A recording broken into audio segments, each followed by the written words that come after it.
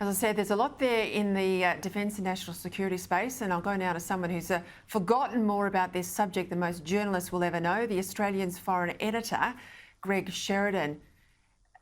Look, I don't want to be cynical. I want to believe, at least on defence, Labor are going to honour commitments and go forward with AUKUS. But when you look at this idea of an interim son of Collins to go down the path of another conventional build before we go with a nuclear submarine option, this feels like a ruse to wriggle out of nuclear subs. Greg, what do you think? Well, Peter, you know, it's such a joy to be with you, and this is going to go down as a collector's item in the Peta Credlin program, because it is one of the extraordinarily rare instances where I find myself with a slightly different approach to the person who I know is the best political judge in Australia, the host of this program. I myself am a strong advocate of an interim conventional submarine. Dutton's statement is incoherent, makes no sense and has no credibility. He says all the conventional subs will be out of date by 2035, but the Morrison government itself is doing life of type extensions of all the Collins subs out to 2048. And indeed, the Chief of Navy under Morrison said we could do a second life of type extension and extend them even further. So if they're already going to be obsolete, why are we bothering with that? Secondly, if we had 90 minutes, I could go through the thousands of defence announcements which the Morrison government made, which amounted to nothing. Now, this announcement Dutton is making in opposition doesn't even have the authority of the government. Are the Americans really committed to this? Are they going to take 2 subs out of their line of battle? The American Navy is already smaller than the Chinese Navy.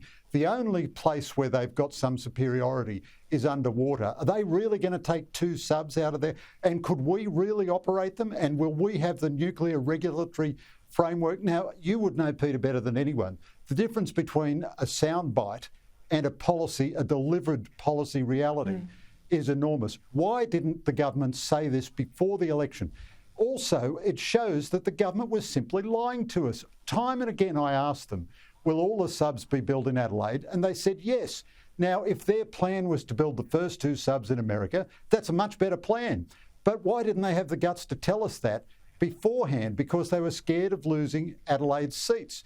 Now, I think Dutton's plan is almost certainly undeliverable, like everything else Morrison said in defence. I mean, 2 years ago, we announced that we were going to build missiles in this country. There's still not a sod of earth being turned for a missile factory. You know, we're going to... And also Dutton, in his statement, he said, because the Brits would be upset with us if we went for American subs, we would buy more Hunter frigates to keep them happy. Well, what a ridiculous rationale that is for buying Hunter frigates. The Hunter frigates are a terrible waste of money. They're overweight, they're delayed by years, they're over budget. We still don't have the first such British frigate even in the water, which is going to be the reference ship for us. And we're going to spend more billions of dollars appeasing the Brits for this.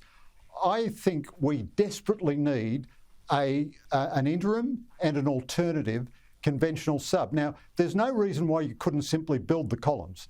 Of course, you wouldn't start from here, but this nation of ours has done nothing on subs for 15 years. Tony Abbott had a good idea of Japanese subs that got killed by Malcolm Turnbull. You know, I agree where with you, are Greg. we? We're going to end up with no subs at all. I agree that there's plenty of blame to go around. There's plenty of blame on both sides of politics. And I started in defence in 2005 with Robert Hill. So I followed the sub fiasco all the way along.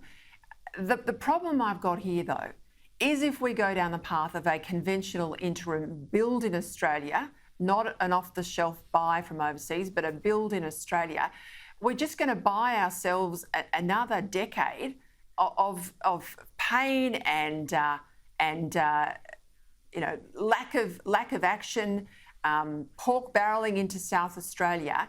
We'll be no further advanced. We'll have every industry rent seeker, defence industry rent seeker, coming in with their you know, preferred bid. You know, the tender process for this stuff is a nightmare. It goes on for multiple years. We're not going to get anything. Why can't we get something off the shelf? Why can't we get nuclear sooner rather than later? And why are we so hell-bent on demanding it must be built in Australia? Can't we just get the best subs possible? Well, you're absolutely right, Peter. So you're absolutely right. So logically, if the first 2 subs should be built in America, all 10 of them should be built in America. So the idea that we can build nuclear subs in Australia, by the time we get round to building a nuclear sub, after this first 2, which I think is magical thinking, I think that the chances of these first 2 actually ever existing is very, very slight. There is still lots of opposition to it in the American system. You've got to go through all kinds of political cycles in America and in Australia. But if the first 2 should be built in America, all of them should be built in America, because setting up a supply chain in Australia, etc., would be enormous. Now, of course, if we'd started rationally building conventional subs 15 years ago, as we should have done, we'd have them now, we'd have the first of them now, and we could move to nuclear after that.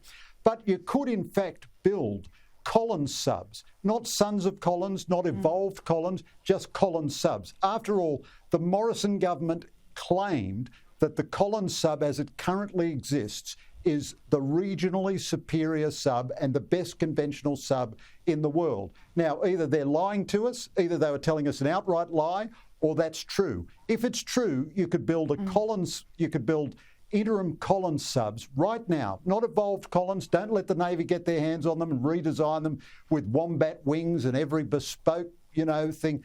All through this sub saga, the unattainably perfect has been the enemy of the attainable good. Yeah, now, you know I'm what, Greg? And I fear in favour of nuclear we will subs. all be speaking Chinese. We'll all be speaking Chinese while we're still debating this topic. We'll not have one sub in the water. Absolutely. All the Christian Democrats will be ruling in Beijing.